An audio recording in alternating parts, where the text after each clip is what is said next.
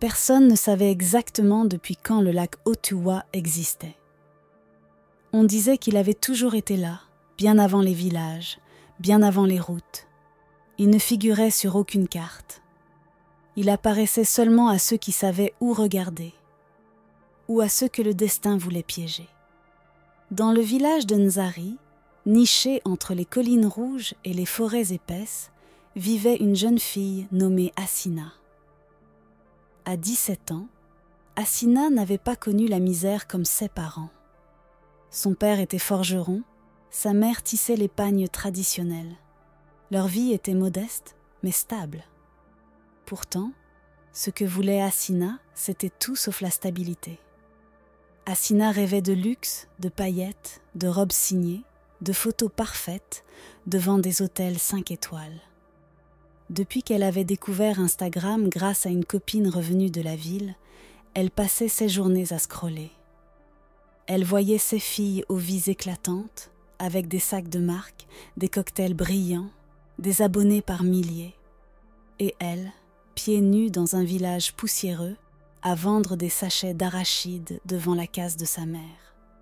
Chaque soir, elle s'isolait au bord de la rivière pour prier en silence. Pas pour la paix, pas pour la santé. Non, elle priait pour la richesse. Une richesse immédiate, brûlante, absolue.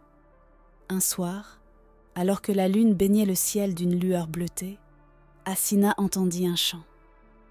Une voix si douce, si enveloppante, qu'elle en oublia de respirer.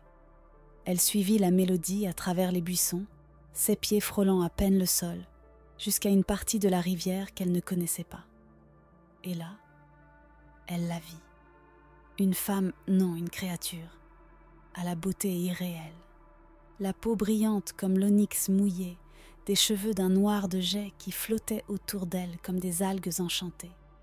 Ses yeux n'étaient pas humains, trop clairs, trop profonds. Et pourtant, Assina ne pouvait détourner le regard.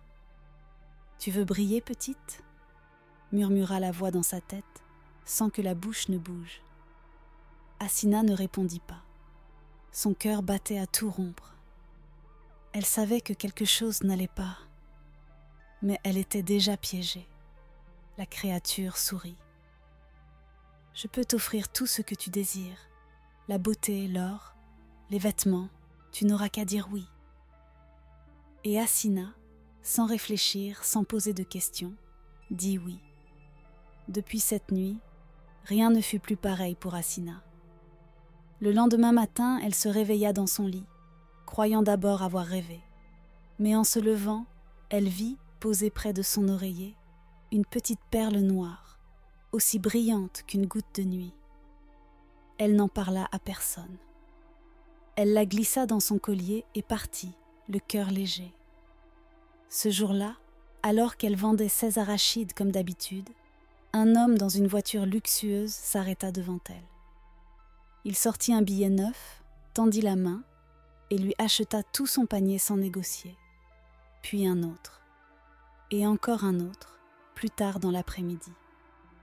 En quelques jours, les villageois commencèrent à chuchoter. Certains disaient qu'Assina portait chance, d'autres qu'elle était bénie. Mais le regard de sa mère était différent, plus inquiet. Elle connaissait les histoires anciennes, celles qu'on ne racontait que lorsque le vent soufflait d'une certaine manière. Les histoires de pactes, de chants nocturnes et de perles noires. Les jours passèrent et la beauté d'Assina devint éclatante. Sa peau semblait luire à la lumière du feu. Ses cheveux prenaient des reflets bleu nuit et ses yeux n'étaient plus tout à fait humains. Les jeunes hommes la regardaient avec envie, les jeunes filles avec jalousie. Mais chaque nuit, elle retournait au bord de la rivière, et la sirène l'attendait. « Tu vois, je tiens parole, » disait-elle, d'une voix plus douce qu'un chant de harpe.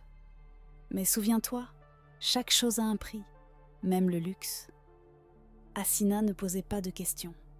Elle avait ce qu'elle voulait, les habits, les bijoux, même un téléphone dernier cri qu'un admirateur lui avait offert. Elle postait désormais ses propres photos et les likes affluaient comme des vagues. Mais quelque chose commença à changer. Elle avait constamment soif, une soif que l'eau ne calmait pas. Elle ne supportait plus le soleil. Elle restait des heures enfermée dans la case sombre, les volets fermés. Et certaines nuits, elle se réveillait le lit trempé. Pas de sueur, non, d'eau salée. Puis un jour, sa mère entra dans sa chambre et découvrit ses jambes couvertes d'écailles fines, brillantes, presque invisibles à l'œil nu. Hassina hurla, mais sa mère recula, terrorisée. « Qu'as-tu fait, ma fille ?» Hassina s'enfuit. Elle courut vers la rivière, appelant la sirène. « Tu m'as menti! Je ne voulais pas ça !» Mais la créature rit, un rire grave, ancien, rempli d'échos d'abîme. « Tu voulais briller, non? Tu brilles maintenant. Mais chaque lumière attire son ombre. » Et puis, elle disparut dans l'eau.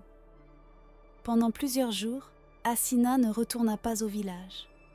Elle vivait au bord du lac Otuwa, recluse, loin des regards. Sa peau devenait de plus en plus étrange. Elle ne pouvait plus marcher longtemps sans ressentir des douleurs atroces dans les jambes. Sa voix, autrefois douce et chantante, avait pris un ton grave, presque aquatique. Parfois, en parlant, des mots sortaient dans une langue qu'elle ne comprenait pas. Mais ce n'était pas le pire. Chaque nuit, la sirène revenait. Elle tournait autour d'elle comme une ombre liquide. Elle ne parlait plus. Elle chantait.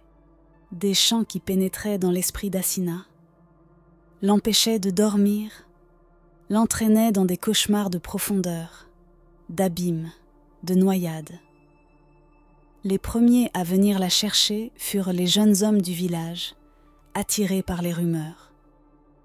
On disait qu'elle était devenue une déesse, une envoûteuse. 2 d'entre eux disparurent. On retrouva leur corps, les yeux ouverts, figés dans une terreur indicible, leurs oreilles remplies d'eau salée. Alors plus personne ne s'approcha. Sa mère, désespérée, tenta une dernière fois de l'approcher. Elle retrouva Hassina au bord de l'eau, assise, le regard vide.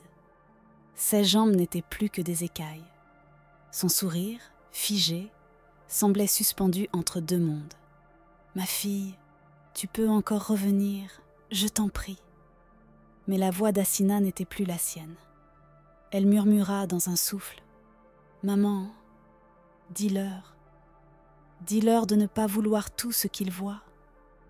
Dis-leur que tout ce qui brille sur un écran peut venir du fond de l'eau. » Puis elle plongea, sans bruit, sans éclaboussure. On ne la revit jamais. Le lac Otuwa fut interdit. On le déclara maudit. Les anciens posèrent des protections autour de la forêt, et plus personne n'osa y entrer.